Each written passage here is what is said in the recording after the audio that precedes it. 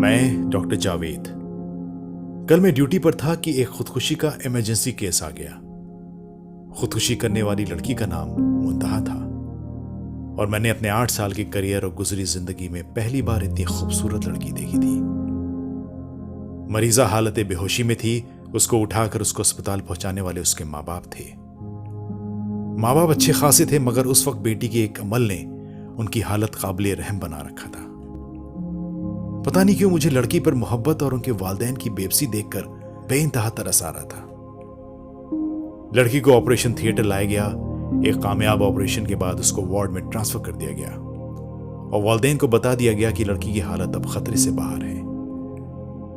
लड़की की खैरियत पता चलते ही लड़की के वालिद गरीबों में कुछ तकसीम करने के लिए निकल गए तो मैंने लड़की की मां को अपने ऑफिस में बुलवाया।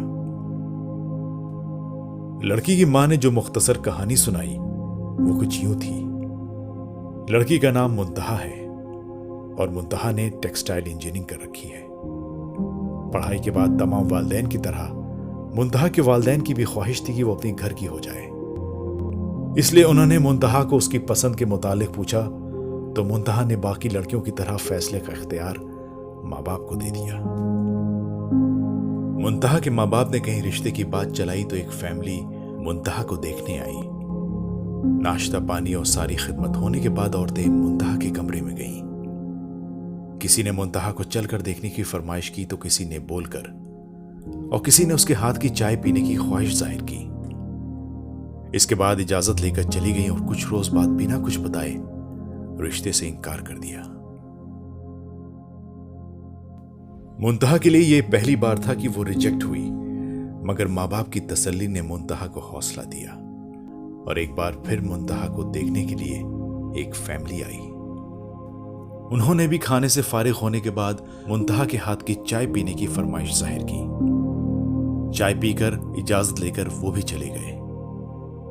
3 दिन इंतजार रखने के बाद ये कहते हुए इनकार कर दिया कि लड़की को मेहमान नवाजी नहीं आती, क्योंकि उसने लड़के की मां को टेबल से उठाकर हाथ में चाय पेश नहीं की बल्कि आम मेहमानों की तरह टेबल पर रख दी।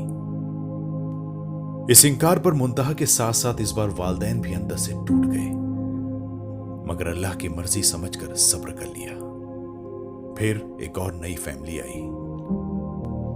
उस फैमिली की ख्वातीन के बैठते ही मुंतहा ने उनके जूते अपने हाथों से उतारे और फिर वहीं बैठे बैठे हाथ धुलवाए और चाय पेश की।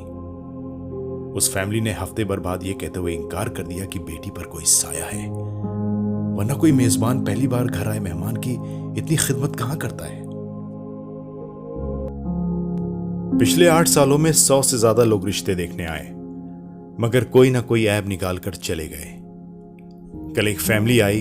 उन्होंने मुंतहा को हर लिहाज से टिक करार दिया, मगर यह कहते हुए इनकार कर दिया कि मुंतहा की उम्र ज्यादा हो गई है और एहसान जताते हुए कहा, अगर आप ज्यादा मजबूर हैं तो हमारा एक 38 साला बेटा है जिसकी अपनी दुकान है, उसके लिए मुंतहा को कबूल कर लेते हैं।